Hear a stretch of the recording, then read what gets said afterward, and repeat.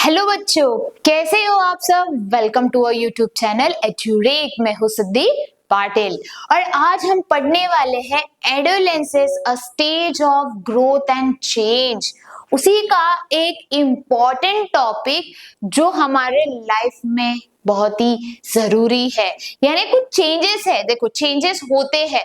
जैसे हमने last chapter में पढ़ा था physical change and chemical change, जहाँ पे फिजिकली हम चीजें देख पा रहे हैं जो हो रही है। जैसे मैंने पेपर को फाड़ दिया, बात सही। वही मैंने फूड को कुक किया तो उसके अंदर ऐसा क्या चेंज हुआ जिसकी वजह से जो सब्जी थी वो अलग ही हो गई। या अंडा ले लो, अंडे को मैंने गर्म पानी में रखा और थोड़े देर के लिए उबाला तो जो सेमी सॉलिड पार्ट था वो पूरा सॉलिड हो गया, हुआ ना। तो वो क्या हुआ, कैसे हुआ, वो दिखाई दिया नहीं दिया। कुछ चेंजेस ऐसे होते हैं, जैसे सीड है, इसको हम न्यूट्रिएंट्स दे रहे हैं, वाटर दे रहे हैं और ये सनलाइट को ऑब्जर्व कर रहा है और धीरे धीरे ये इतना सा सीड था वो बड़ा हो गया। ये कैसे हुआ, हमने देखा वो बड़ा हुआ बट उसके अंदर क्या ऐसा हुआ जिसकी वजह से उसकी हाइट बढ़ गई। सही बात। यानी एडोलेंसेस में भी ऐसे चेंजेस है जो कुछ विजिबल है। जैसे हमने लास्ट टॉपिक में देखा कि जो हाइट बढ़ रही है, जैसे यहाँ पे आप देख रहे हो हम कितने थे, चिंटू से थे, अब धीरे धीरे क्या हो गए, बड़े हो गए, अपनी बैग लेके हम स्कूल चल जाते हैं। सही बात। तो क्या हुआ, हमारी हाइट थी और हम ड्रास्टिकली क्या हो गए, बढ़ गए। ये दिखते आया, विजिबल हुआ। वही मूंछ और दाढ़ी आ गई, वो भी विजिबल हुआ।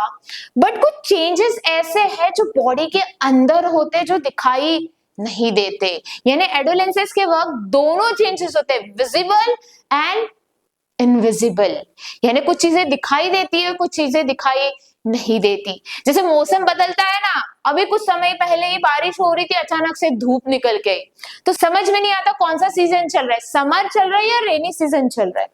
सही बात है ना। तो वही चीज है कि कुछ चेंजेस है जो हमारे बॉडी के अंदर हो रहे हैं जो दिखाई नहीं देते। हाँ, जो मूछे दाढ़े ब्रेस्ट ग्रो होना वो दिखाई देता है, बट जो इंटरनली हो रहे हैं बॉयज एंड गर्ल्स के अंदर, वही चेंजेस रेस्पॉन्सिबल है किसके लिए, फॉर रिप्रोडक्शन। जो आपके इंटरनली हो रहे हैं, यानी जो हॉर्मोन्स है जो सिक्रीट हो रहे हैं और उसी हॉर्मोन्स के वजह से आपके बॉडी के अंदर बहुत सारे चेंजेस हो रहे हैं। जैसे इमोशनली आप स्ट्रांग बन रहे हो, आपका ब्रेन डेवलप हो रहा है, आपको इंडिपेंडेंस चाहिए, आप अपने खुद के डिसीजन ले रहे हो। उसी में आपके जो बॉडी के अंदर जो रिप्रोडक्टिव ऑर्गन है, वो रिप्रोडक्टिव ऑर्गन धीरे धीरे जो रिप्रोडक्शन के लिए जरूरी चीज है वो प्रोड्यूस करना चालू करता है। तो वो दिखाई नहीं देता, वो अंदर ही हो रहा है। जैसे हम खा रहे वो सबको दिख रहा है, बात सही। हमने देखा खुद को खाते वक्त, सही। कभी कभी हम देख लेते हैं ना, हम खा रहे हो, कभी कोई फोटो निकाल लेता है तो वो देखते हैं फोटो में कितना अजीब आता है, ऐसे हम ऐसा आ और मुंह, कैमरामैन बहुत शातिर रहते हैं, वो जानबूझ के ऐसे फोटो निकालते हैं जिससे हमें एम्बेरस फील हो। जैसे हम खा रहे हैं और अचानक से फोटोग्राफर आ गया और फिर हम क्या हो जाते, पॉज, और वहां पे अगर उसने क्लिक कर दिया जहां पे हमारा मुंह कैसा ओ, अजीब लगता है ना, सही में। होता है, मेरे साथ भी हुआ है। तो मैंने फोटोग्राफर को बोला, भैया भैया प्लीज वो फोटो डिलीट कर दो, नहीं तो मेरे जो कजिन्स है वो फोटो से मुझे क्या करेंगे, चिढ़ाएंगे, मेरी मीम बनाएंगे। अच्छा ही मीम बनती है ना आजकल, तो वो बना देंगे। अब कुछ चेंजेस है जो इनविजिबल है, यानी हमारे बॉडी के अंदर होते हैं, जो दिखाई नहीं देते। ये भी इंपॉर्टेंट रोल प्ले करते हैं। अगर ये भी नहीं होंगे तो हम प्रॉपरली मैच्योर नहीं होंगे। तो ये चेंजेस भी क्या है, जरूरी है। ये चेंजेस हो रहे तो वी आर हेल्दी पर्सन, अगर नहीं हुए तो we are not healthy person. बात सही, ठीक। चले पढ़े ये टॉपिक को। देखो, changes that indicate reproductive capability, यानी ऐसे चेंजेस जहां पे हमें समझ में आ रहा है कि हम रिप्रोडक्शन के लिए कैपेबल हो रहे हैं। अगर ये नहीं हुआ तो हम रिप्रोडक्शन के लिए कैपेबल नहीं हो सकते। यही चेंजेस की वजह से बॉय, चाहे वो बॉय जो ग्रो हो जाता है मेन में, और जो गर्ल है वो ग्रोन होके हो जाती है वुमेन में, ठीक। तो ये कैपेबल हो जाते हैं उस समय में, अडल्टहुड में आ गए तो उस समय में they are capable of what, reproduction. But ये चेंजेस हुए तो, नहीं हुए तो they are not capable for giving a birth to a child. ठीक, सही। तो पढ़े एक बार, जो हमने अभी जस्ट बताया बोला, देखो adolescence is not only about the visible changes, यानी ये सिर्फ विजिबल दिखता है वो होता है, इसमें कुछ चीजें हैं जो दिखती है वैसे होती नहीं है। जैसे हम सोशल मीडिया पे देखते हैं, अरे उसने गाड़ी ले ली, बट बैक डाउन आपको पता है वो उसी की गाड़ी है, किसी और की गाड़ी है, सही बात ना। तो जो दिखता है वो होता नहीं है, ठीक। चले आगे। हाँ, एंटरटेन के लिए आप देख सकते हो, बट वही चीज अप्लाई करना हर जगह पे अपने लाइफ में, दैट इज नॉट गुड, ठीक। क्योंकि उसके फैक्ट्स आपको पता नहीं, वो दिखाने के लिए सिर्फ एक इमेज, जैसे पिक्चर्स दिखाए जाते हैं जहाँ पे फेक फाइटिंग रहती है ना, तो जैसे हमें लग रहा है वो रियल फाइटिंग है, वो फेक फाइटिंग रहती है, सेम, ठीक। चले, तो ये विजिबल चेंजेस है जिसमें क्या हो रही है, आपकी हाइट बढ़ रही है, आपका वॉइस चेंज हो रहा है, जैसे वॉइस का वॉइस, जैसे मैंने गाना ही बास उसका बढ़ा दिया गाने का, तो आवाज के तो ऐसे होगा कि डीप हो जाएगा, ठीक। चेंज होगा वॉइस के अंदर, तो बॉयज के और गर्ल्स के वॉइस में क्या हो जाता है, चेंज हो जाता है। हेयर ग्रोथ, यहाँ पे चेस्ट पे, बैक पे हेयर ग्रोथ हो सकती है, हाथों पे, पैरों पे ये भी हो सकती है, प्यूबिक रीजन में, इवन अंडर द आर्मपिट्स भी होगा हेयर ग्रोथ, ये भी होगा। तो ये क्या है, सब विजिबल चेंजेस है, ठीक। बट कुछ ऐसे चेंजेस हैं जो इंटरनली यानी यस अंदर हो रहे हैं, जो हम देख नहीं सकते, हम देख नहीं सकते। जैसे फूड डाइजेस्ट हो रहा है, वो हमें दिखाई दे रहा है, नहीं दिखाई देता, तो किसके अंदर हो रहा है, बॉडी के अंदर, विच इज इनविजिबल। वैसे ही ये चेंजेस है जो हमारे बॉडी के अंदर हो रहे हैं, जो दिखाई नहीं दे रहे हैं। और one of the most important internal changes is maturation of reproductive system. ये क्या बता रहा है, ये ऐसा इंपॉर्टेंट है, मोस्ट इंपॉर्टेंट, इतना इतना इतना, जैसे आपके आप बोलते हैं ना मैडम ऐसा क्वेश्चन दो जो बहुत ही बहुत ही बहुत ही इंपॉर्टेंट है, और उसके वो क्वेश्चन आएगा ही आएगा 100%। आप अपने स्कूल टीचर से भी पूछते हो कि मैडम इंपॉर्टेंट क्वेश्चन दो, वैसे ही ये जो मोस्ट इंपॉर्टेंट इंटरनल चेंज है, वो इंटरनल चेंज क्या है, जहां पे आपका रिप्रोडक्टिव सिस्टम यानी रिप्रोडक्टिव ऑर्गन्स जो है वो क्या हो जाते हैं, मैच्योर यानी फुल्ली डेवलप हो जाते हैं, फुल्ली डेवलप हो जाते हैं, और ये अंदर के अंदर हो रहा है, ये दिखाई नहीं देता। बट ये कैसे समझेंगे वो हम आगे देखेंगे, ठीक। In boys and girls both undergo gradual internal changes that prepare their body for reproduction। यानी boys और girls में अंदर के अंदर ऐसे changes होते हैं, वो changes उनको prepare कर रहे हैं, किसके लिए, फॉर रिप्रोडक्शन। यानी जैसे हम एग्जाम है, तो एग्जाम के लिए क्या करते हैं, हम लास्ट टाइम पे पढ़ लेते हैं जो इंपॉर्टेंट है, बात सही। अगर वो पढ़ेंगे नहीं तो एग्जाम में मार्क्स आएंगे नहीं आएंगे। सेम वे ये जो चेंजेस ये इंपॉर्टेंट है किसके लिए, फॉर रिप्रोडक्शन। अगर ये नहीं होंगे तो आप बेबी या रिप्रोडक्शन नहीं कर पाओगे, बात सही, क्लियर है। This changes are natural part of growing, यानी ये जो चेंजेस जो भी आपके बॉडी में होंगे ये क्या है, नेचुरल है, नेचर है, नेचुरल है, ये सबके बॉडी में होता है, ऐसा कोई पर्सन नहीं रहेगा जिसके बॉडी में नहीं होगा, हर एक के बॉडी में होगा, बट वैरी करेगा from person to person, at what age it can happen, ये याद रखो। और इससे शेम, शाय, गिल्टी फील नहीं होना है, ये सबके साथ होता है, तो डरने की बात नहीं है।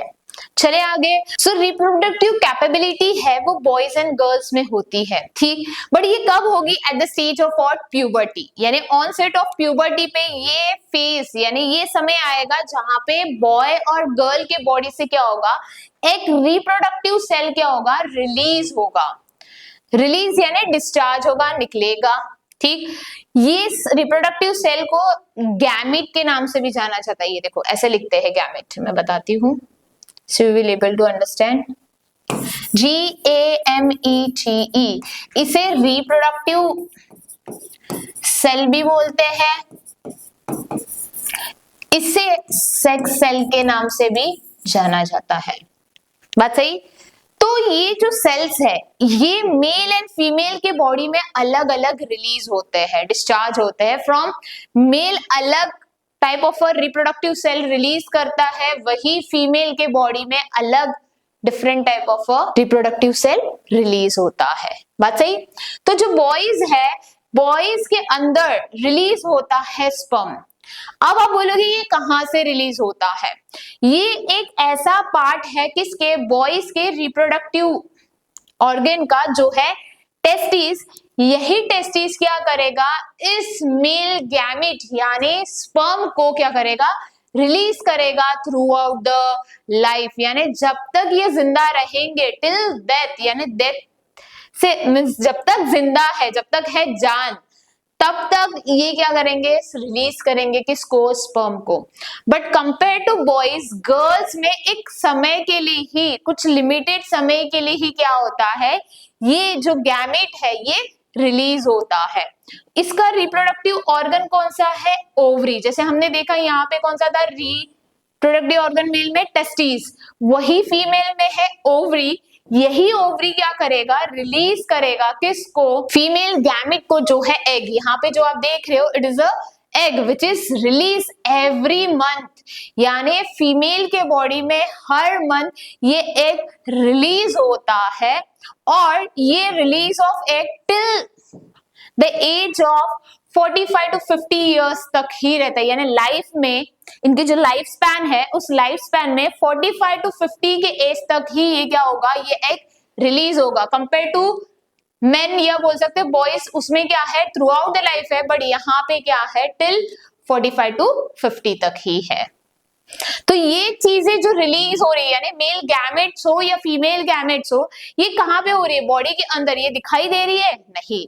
सो दिस रिलीज मींस ये भी रिलीज होना भी क्या है, इंपॉर्टेंट है। और इसी से हमें पता क्या चलता है कि हम हेल्दी है और हम क्या कर सकते हैं, रिप्रोडक्शन कर सकते हैं। हम इन द सेंस जो बॉय एंड गर्ल है जिसके अंदर ये रिलीज होगा, वो क्या बताएगा कि वो कैपेबल हो रहे फॉर रिप्रोडक्शन। तो हमने देखा कि गर्ल्स के अंदर एग रिलीज हो रहा है, बात सही। ये हर मंथ, यानी गर्ल्स के बॉडी में हर मंथ ये क्या होता है, रिलीज होता है। एवरी 28-30 डेज के बाद ये एग रिलीज होता है। और it indicates that girl has become mature enough for reproduction, यानी girl is becoming capable of for reproduction. अगर नहीं हुआ तो वो गर्ल कैपेबल नहीं है। हाँ, ये किसी किसी में वैरी करेगा, किसी को जल्दी होगा, लाइक 10 इयर्स में ही होगा, किसी को 12 इयर्स में भी हो सकता है, किसी को 14 इयर्स में भी हो सकता है। पर्सन टू पर्सन क्या करेगा, ये वैरी करेगा कि मेरे को आया तो मेरे फ्रेंड को नहीं आया, तो ऐसा नहीं होगा, वो पर्सन टू पर्सन वैरी करेगा। बात सही। ये गर्ल्स के बॉडी में से, यानी रिप्रोडक्टिव ऑर्गन, यहाँ पे आप देख रहे हो, ये है रिप्रोडक्टिव ऑर्गन किसका, फीमेल का। यहाँ पे आप देख पा रहे हो, ये है ओवरी। एक है तो ओवरी, दो है तो ओवरीज, यानी singular is ovary, plural is ovaries. ठीक। अब हर मंथ क्या होता है, यहाँ पे एक बनता है, मैच्योर होता है, और मैच्योर होने के बाद वो यहां से रिलीज होता है। बात सही। अब जैसे ही रिलीज होगा, रिलीज होने के बाद वो क्या होगा, जब देखो कैसा होता है, ये एग रिलीज होना, यानी इसको लग रहा है कि एग रिलीज हो रहा है कहां से, ओवरी से। ये जो एग रिलीज हो रहा है ओवरी से, इस प्रोसेस को बोलते हैं ओव्यूल्यूशन। यहाँ पे देखो 28-30 डेज के बाद एग रिलीज हो रहा है कहां से, ओवरी से, तो इस प्रोसेस को क्या बोलते हैं, ओव्यूल्यूशन। जहां पे एग क्या हुआ, रिलीज हुआ कहां से, ओवरी से, उसे बोला गया ओव्यूल्यूशन। ठीक। अब इस समय में क्या होता है, जो यूट्रस है, ये देखो, ये है यूट्रस, ये है यूट्रस। ये यूट्रस की जो लाइनिंग देख रहे हो आप, ये रेडिश कलर की, ये यूट्रस की लाइनिंग, ये लाइनिंग क्या हो जाती है, मोटी हो जाती है, थिक हो जाती है, because it is preparing itself, यानी अपने आप को क्या कर रही है, प्रिपेयर कर रही है कि यहाँ पे जो फर्टिलाइज एग आएगा in the form of embryo, ये फर्टिलाइजेशन आप पढ़ोगे आगे जाके। तो ये जो फर्टिलाइज एग है, फर्टिलाइज एग कब फॉर्म होगा, जब मेल गैमेट स्पर्म और female gamete which is egg fuse होंगे, टुगेदर आएंगे और फॉर्म करेंगे एक सेल। और वही सेल जब डेवलप होके यहाँ पे एम्बेडेड या बोल सकते इम्प्लांट या सेटल्ड होगा, उसको जो नरिशमेंट चाहिए वो नरिशमेंट कहाँ से मिलेंगी, इस जो लाइनिंग है, थिक लाइनिंग, यानी उसमें है ब्लड, खून है, वो ब्लड एक्चुअली क्या कर रहा है, वो ब्लड ही उसको नरिशमेंट प्रोवाइड कर रहा है, क्योंकि हमारे बॉडी के अंदर भी जो ब्लड है वो डाइजेस्टेड फूड को एक जगह से दूसरी जगह लेके जाता है टू द डिफरेंट ऑर्गन्स। बात सही। तो इस सेल को डेवलप होने के लिए जो जरूरत चीजें है, वो जरूरत की चीजें कहां से मिलेंगी, फ्रॉम द ब्लड। इसीलिए वो क्या कर रहा है, उस यूट्रस को थिक कर रहा है, और वही वो क्या करेगा, वो वहां पे जैसे ही आके क्या हो गया, सेटल हो गया, समझो यहाँ पे आके वो सेटल हो गया, तो सेटल होने के बाद जो ब्लड है वो उसको क्या देगा, नरिशमेंट देगा, और धीरे धीरे उसकी डेवलपमेंट होगी। बात सही। तो यहां तक देख लो, ये पढ़ लेते हैं। During this time the uterus lining, यानी इस समय पे जो यूट्रस की लाइनिंग है वो क्या हो जाती है, मोटी और स्पॉन्जी। किसके लिए, to receive a fertilize egg. कब होगा, जब male and female gamete fuse होंगे। ये फर्टिलाइजेशन, यानी जो फर्टिलाइजेशन ऑकर हो रहा है, उसमें जो फर्टिलाइज एग है ये फॉर्म क्या करेगा, एम्ब्रियो। जब पढ़ोगे आगे जाके, यानी जो एग यहाँ पे जो इम्प्लांट होगा वो रहेगा एम्ब्रियो। ये एम्ब्रियो गेट एम्बेडेड यानी वहां पे सेटल डाउन होगा, इम्प्लांट होगा, खुद से होगा, कोई करेगा नहीं, वो अपने आप हो जाता है। ठीक, तो यहाँ पे क्या होगा, इससे वो क्या हो रहा है, प्रिपेयर हो रहा है फॉर व्हाट, प्रेगनेंसी। तो ऐसे ही बोलते हैं ना, डॉक्टर चेक करते, कुछ टेस्ट करते, उससे पता चलता जाता है कि गर्ल इज प्रेग्नेंट। ठीक, कब होगा, जब एम्ब्रियो यहाँ पे सेटल डाउन होगा। बट केस ऐसा आएगा जहां पे जो एग है वो एक मैच्योर होने के बाद रिलीज हो जाता है, रिलीज हो गया, बट वो फर्टिलाइज नहीं हुआ, यानी स्पर्म गैमेट, जो मेल गैमेट है वो आके फ्यूज नहीं हुआ। तो उस केस में क्या होता है, ये जो एग है ये मर जाता है इस फेलोपियन ट्यूब में आके, आगे जाके यहाँ पे अपने आप डेड हो जाता है। और जो लाइनिंग, यानी ये जो यूट्रस जो प्रिपेयर हुआ था for what, for getting the fertilize egg implant, वो होता ही नहीं, क्योंकि वहां पे एग आता ही नहीं, क्योंकि एग फर्टिलाइज नहीं हुआ तो वो वहां पे आएगा नहीं, आएगा। बात सही। अब जैसे ही वो वहां पे नहीं आया, तो यूट्रस की जो लाइनिंग थी, जो थिक हुई थी, वो धीरे धीरे क्या हो जाएगी, शेड हो जाएगी। शेड यानी वो जो ब्लड वहां पे तो वो धीरे धीरे निकल जाएगा। ठीक, तो if fertilization does not occur, the egg die, uterus lining break down, यानी यूट्रस की जो लाइनिंग है वो क्या हो जाती है, ब्रेक हो जाती है, और ब्रेक होने के बाद उसमें से ब्लड निकलता है, और उसी को बोलते हैं menstruation cycle. And releasing blood and tissues through the vagina, यानी ये जो वजाइना है यहां से ये ब्लड है वो निकलता है, और इसी प्रोसेस को बोलते हैं मेंस्ट्रुएशन या मंथली पीरियड, या सिंपली जस्ट पीरियड बोला जाता है। Every month girls has to go through this. It last for 3 to 7 days। Vary करता है, किसी का 3 days रहता है, किसी का 5 days रहता है, किसी का 7 days रहता है। ओके, अब ये मेंस्ट्रुएशन साइकिल मैंने अभी बताया कितने दिन, एवरी 28 to 30 days होगा, और लास्ट कितने डेज होगा, 3 to 7 days। ये जो साइकिल है ये बहुत ही पेनफुल रहता है, यानी फर्स्ट 2-3 days बहुत ही पेनफुल रहते हैं, यानी गर्ल्स गेट क्रैम्प्स, लेकिन ऐसा पेन रहता है ना कि आप सोच भी नहीं सकते। जैसे आपको कोई चीज जोर की लगती है तो the sense you get at that time, वो ही सेंस उनको कुछ समय तक बेयर करना पड़ता है, इतना सीवियर पेन होता है। तो ये जो यूट्रस की लाइनिंग है, जैसे अभी देखा था हमने, ये यूट्रस की लाइनिंग है समझो। तो जैसे स्पॉन्ज है, स्पॉन्ज में क्या, अगर पानी को सोक किया हमने, पानी गिरा था उसको सोक किया, ठीक, तो स्पॉन्ज क्या हो जाएगा, फुल जाएगा ऐसा। अब उसमें से मुझे पानी निकालना है, तो what I will do, I will squeeze it to remove the water. Same way जो यूट्रस की लाइनिंग है, ये यूट्रस की लाइनिंग क्या हो जाती है, थिकन। अब यहाँ पे यूट्रस में भी क्या है, मसल्स, और आपको पता है मसल्स क्या होते हैं, कॉन्ट्रैक्ट, रिलैक्स। अब यहाँ पे जो लाइनिंग है किसकी, यूट्रस की, वो क्या होगी, कॉन्ट्रैक्ट यानी ऐसे स्क्वीज होगी, जिसके वजह से क्या होगा, ये पेन होगा, मीन्स इतना सीवियर पेन होगा कि you can't even imagine. Boys को बोल रही हूँ, गर्ल्स गो थ्रू दिस, तो उनको पता है, पर बॉयज को बताती हूँ, ये बहुत ही सीवियर पेन रहता है, इतना पेन रहता है कि आप इमेजिन भी नहीं कर सकते हो। तो ये स्क्वीज होता है, यानी squeeze in the sense contract होता है, और वो कॉन्ट्रैक्ट के वजह से ये पेन कॉज होता है।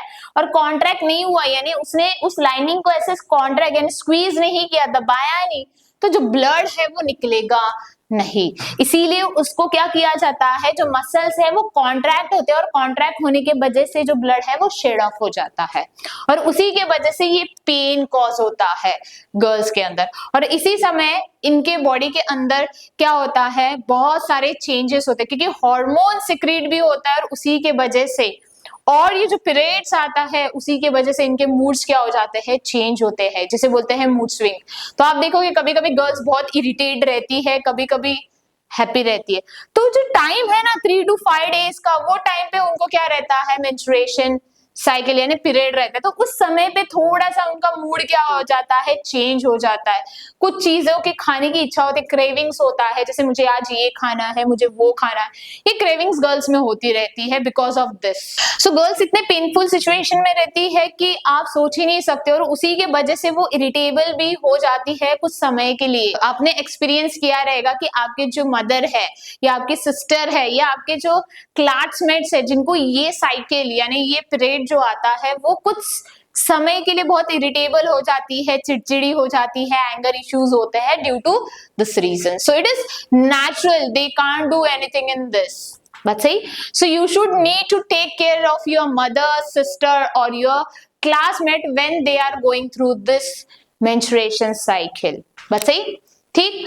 अब ये मेंस्ट्रुएशन साइकिल गर्ल्स में अराउंड 10 to 12 इयर्स में होता है। It start from means puberty, जैसे एडोलेंस स्टार्ट होता है एट द एज ऑफ 10, तो वो 10 में भी किसी को हो सकता है, किसी को 11 में भी हो सकता है, किसी को 12 में भी हो सकता है, it depend from person to person, यानी गर्ल्स टू गर्ल वैरी कर सकता है, ठीक। एंड इट्स कॉल्ड मिनार्क, यानी जो फर्स्ट पीरियड गर्ल को आया उसे बोलते हैं मिनार्क, ठीक। जहां पे उसकी रिप्रोडक्टिव लाइफ यानी रिप्रोडक्टिव लाइफ है वो क्या हो जाती है, स्टार्ट हो जाती है। एंड जब स्टॉप होता है, I told at what age, 45 to 50 years of age तक ये क्या हो जाता है, मेंस्ट्रुएशन साइकिल स्टॉप हो जाती है, उसे बोलते हैं menopause.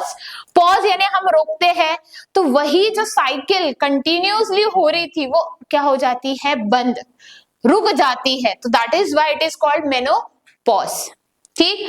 And the end of reproductive life, यानी स्टार्ट को बोलते हैं मिनाक, और जहां पे स्टॉप हो रहा है at the age of 45 to 50 उसे बोलते हैं व्हाट, मेनोपॉज, ठीक। सम गर्ल्स फील पेन और discomfort in the lower abdomen, यानी जो एब्डोमेन है उसके नीचे का जो हिस्सा है वहां पे उनको पेन होता है, डिस्कम्फर्ट फील होता है। बट ये नेचुरल प्रोसेस है, और ये एक गुड साइन है किसके लिए, फॉर रिप्रोडक्शन, यानी इससे हम बता सकते हैं कि गर्ल क्या है, हेल्दी है, and she is capable of what, she is capable of having a child. Clear है? So you should take care of your mother, sister at this time, ठीक। अब आपने घर में कभी ऐसे पेरेंट्स को बताते या बोलते वक्त सुना रहेगा कि बिल्ली ने रास्ता काटा तो हमें जाना नहीं चाहिए, किसी और को जाने दो फिर आप जाओ, जिससे क्या होगा, बैड लक आ जाएगा, ठीक। और कभी कभी ऐसे बोलते हैं कि इस दिन शनिवार को बाल मत काट, सोमवार को बाल मत काट, शंकर जी है वो गुस्सा हो जाएंगे, ऐसा बोला जाता है। बोलते कि नहीं बोलते, वही बोलते हैं कि इस दिन बाल भी नहीं धोना चाहिए, उस दिन बाल नहीं धोना चाहिए, नाखून इस दिन नहीं काटना चाहिए, उसी दिन काटना चाहिए, ये होगा वो होगा। ऐसे भी बोलते हैं निकलते वक्त, जब आप डोर से बाहर निकल रहे हो, पैर जैसे डाला छींक दिया तो भी जाना नहीं चाहिए, उससे भी क्या होगा, प्रॉब्लम होगा। ये सब चीजें बोली जाती है, मैंने भी सुनी है, आपने भी सुनी है कि नहीं सुनी है। इवन गर्ल्स को भी ऐसा बोला जाता है कि आपको टेंपल में नहीं जाना चाहिए जब आते हैं पीरियड्स, भगवान बहुत नाराज हो जाएंगे, इतने नाराज हो जाएंगे कि आपका बैड लक चालू हो जाएगा, ऐसा बोला जाता है। Even girls are told not to go in kitchen, ठीक। ऐसा भी बोला जाता है कि girls has to be sit at one place, उनको कोई भी चीज को हाथ नहीं लगाना है, नहीं तो क्या हो जाएगा, अशुद्ध हो जाएगा, भगवान की पूजा भी नहीं करनी चाहिए, भगवान की अगर पूजा की ना भगवान भी अशुद्ध हो जाएंगे। अरे भाई तुम लोग ना एक्चुअली क्या है, प्रॉब्लम इज व्हाट, जो पहले के लोग थे, जो हमारे एंसेस्टर्स थे, उस वक्त उन्होंने क्या की, ये स्टोरी बिल्ड की हुई है, बनाई ही हुई है, रची हुई कहानियां है। एक्चुअली अगर साइंटिफिकली देखे जाए ये सब झूठ है। अरे बिल्ली है, उसको किधर जाना है वो जाएगी ना, वो क्या रुकेगी आप जाने तक? वो बोलेगी अच्छा भैया चले जाओ मैं रुकती हूँ। ऐसा होगा क्या? नहीं होगा। वही अब बाल गंदे हो गए, ऑयली हो गए, गंदगी हो गई है, अगर वॉश नहीं किए तो क्या हो जाएंगे, जुए हो जाएगी, डैंड्रफ हो जाएगा, गंदगी आएगी, स्मेल आएगा बैड बालों से, तो उसके लिए रुकेंगे। अच्छा गुरुवार आएगा, मिस थर्सडे आएगा, तब बाल धोएंगे, तब तक रुकोगे? अरे बाबा नहीं ना, ऐसा कुछ नहीं होता। साइंटिफिकली प्रूवन, हमें हाइजीन भी मेंटेन रखना है हमारे बॉडी का। अगर हाइजीन मेंटेन नहीं रखेंगे तो क्या होगा, बीमारियां होगी। ये कौन समझाएगा इनको? तो इसीलिए तो साइंस है, समझाने के लिए। साइंटिफिकली प्रूवन है कि ऐसा कुछ नहीं होता। This are called myths and taboos, जो हमारे पहले के लोगों ने ये फॉलो किया है, स्टोरी बनाई है, बट ऐसा कुछ नहीं होता। उसमें से और एक चीज है, आपने कभी अपने पेरेंट्स से ये भी सुना रहेगा या लोगों से बोलते हुए देखा रहेगा कि गर्ल्स है ना, ये रेस्पॉन्सिबल है कि जो चाइल्ड बॉर्न होगा, जो बेबी होगा, वो गर्ल और बॉय किसकी वजह से होगा, वो फीमेल की वजह से होगा। यानी वुमेन जो है वो रेस्पॉन्सिबल है किसके लिए, चाइल्ड के जेंडर पे। यानी जो जेंडर यानी मेल एंड फीमेल जो होगा, या गर्ल और बॉय होगा, वो कौन रिस्पॉन्सिबल है, फीमेल रिस्पॉन्सिबल। बट भाई साहब, इनको साइंस पढ़ाओ रे बाबा, ये एक्चुअली कौन रिस्पॉन्सिबल है, मेल रिस्पॉन्सिबल है, क्योंकि उनके ही अंदर different type of a chromosome present रहता है। ये different type of a chromosome fuse होगा किसके साथ, एग के साथ, तो उसके अंदर जो क्रोमोसोम, अब आप बोलेंगे क्रोमोसोम बताऊंगी आगे जाके बताऊंगी, यानी हायर क्लास में मैं आपको समझाऊंगी ये क्या होता है। बट ये जो क्रोमोसोम है वो मेल के अंदर डिफरेंट होते हैं, और वही क्रोमोसोम ही रेस्पॉन्सिबल है कि वो गर्ल होगी या बॉय होगी। और एक्चुअली देखा जाए, men is also not responsible, क्योंकि वो नेचुरल है, they are not aware which chromosome is going to means, वो सेल जो स्पर्म है उसके अंदर कौन सा क्रोमोसोम है और कौन सा क्रोमोसोम जाके फ्यूज होगा, they are also not aware.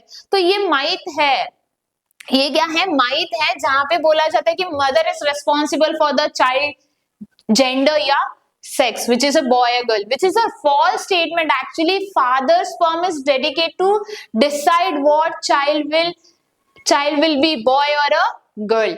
वही, अच्छा उसके पहले डेफिनेशन, मिथ यानी क्या, वाइडली हेल्ड फॉल्स बिलीफ, यानी जो अंध विश्वास है किसके, related to the statement given by the people. जैसे अभी बताया mother is responsible, but scientifically अगर हम प्रूव करने जाए ना तो ये गलत है, मेल ही रेस्पॉन्सिबल है। ठीक, अब टैबू क्या होता है, something prohibited by social custom. Prohibit यानी हमें वो करने से वो क्या कर रहा है, रोक रहा है, that is known as taboo. जैसे टैबू यहाँ पे दिया गया है, girl should not work in a kitchen during menstruation, girl should not go to the temple during menstruation, girl should not do भगवान की पूजा at the time of menstruation cycle, girl should sit at the corner, वो किसी चीज को हाथ नहीं लगाना, अगर उसने किसी और को हाथ लगा दिया, मेल को, भाई को, तो वो क्या हो जाएगा, अछूत हो जाएगा, अछूत हो गया, यानी वो अब क्या करेगा, वो भगवान की पूजा नहीं कर सकती, फिर उनको जाके नहाना पड़ता है, ये सब चीजें होती है, दैट इज अ टैबू। ये कस्टम्स जो फॉलो कर रहे हैं ये गलत है। साइंटिफिकली ये है कि गर्ल्स उस समय पे ऐसे पेन से गुजरती है, ऐसे चीजों में उसके बॉडी में ऐसी चीजें होती है ना कि आप इमेजिन भी नहीं कर सकते हो। यानी बॉयज को बोल रही हूँ, तो वो पेन, उसको डिस्कम्फर्ट जो हो रहा है, एक्चुअली साइंटिफिकली देखे जाए तो उनको रेस्ट करने की जरूरत है। जैसे कोई बीमार हो जाता है ना, फीवर आता है या आपको लग जाता है पैर में और वो पेन होता है, तो इस समय पे गर्ल्स के बॉडी में बहुत सारे चेंजेस होते हैं और इतना पेन होता है कि शी फील डिस्कम्फर्ट, उसको कुछ चीज करने के, काम भी करने की ताकत नहीं होती। जैसे हमें जब फीवर आता है ना, बुखार आ जाता है, तो बुखार के समय में देखोगे आप क्या हो जाते हैं, वीक हो जाते हैं और आप कुछ काम नहीं कर पाते हो। तो उसी समय पे वो फीवर के वक्त जैसी कंडीशन है उससे भी वर्स कंडीशन किसकी रहती है, फीमेल्स की रहती है। तो साइंटिफिकली ये बताया गया कि उस समय पे गर्ल्स को क्या करना चाहिए, रेस्ट करना चाहिए। वो क्या करेगी, रेस्ट लेगी तो क्या होगा, उसका जो पेन है वो धीरे धीरे कम होता जाएगा और वो क्या करेगी, बेटर फील करेगी।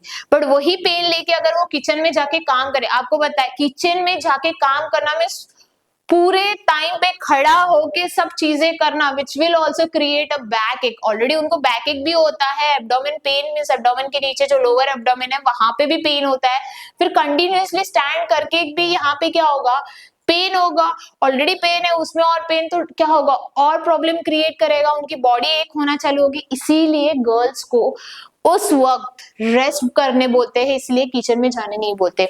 वही मंदिर में क्यों जाने नहीं बोलते, क्योंकि मंदिर में जाओगे वहां पे कभी कभी देखो उस समय पे, उस वक्त के समय पे गर्ल्स का जो वो पार्ट है, जेनिटल एरिया है जहां से वो रिलीज हो रहा है, ब्लड शेड हो रहा है, वहां पे इन्फेक्शन होने के चांसेस रहते हैं। इसीलिए she is told to not to go out of the house, जिससे उसे इन्फेक्शन ना हो या कोई बीमारी ना हो, इसीलिए उसको अवॉइड किया जाता है बाहर जाने से। ठीक, तो ये क्या हुआ, टैबू ही हुआ। But fact is what, it is a natural process ना भाई, ये नेचुरल है और girls can do all task safely without proper hygiene. Actually scientifically कि वो हाइजीन और प्रॉपर सैनिटेशन मिले, स्वच्छ चीजों के साथ ही रहे, एनवायरनमेंट हेल्दी रहे, ऐसे यहाँ पे ही जाना है।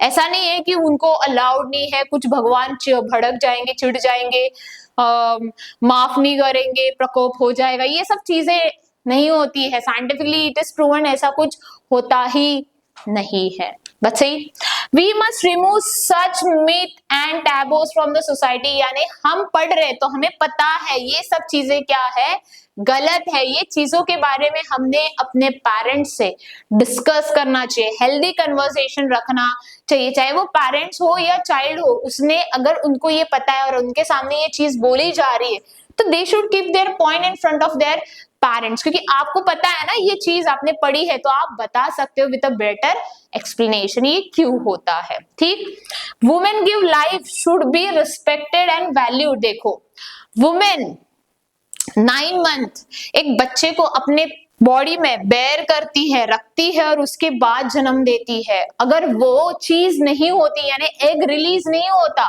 तो बेबी आता क्या इस धरती पे, हम आते क्या या आप आते क्या, नहीं आते ना। तो वो तो इम्पोर्टेंट है, अगर वो ही नहीं रहेगा तो कोई इस धरती पे यानी हम जैसे आते ही नहीं। तो they should be respectful, we should be respectful to our mother because she carried us for 9 months in her womb. यानी उन्हें अपने बॉडी में हमें संभाल के रखा, जो भी जरूरत है वो नरिशमेंट दी।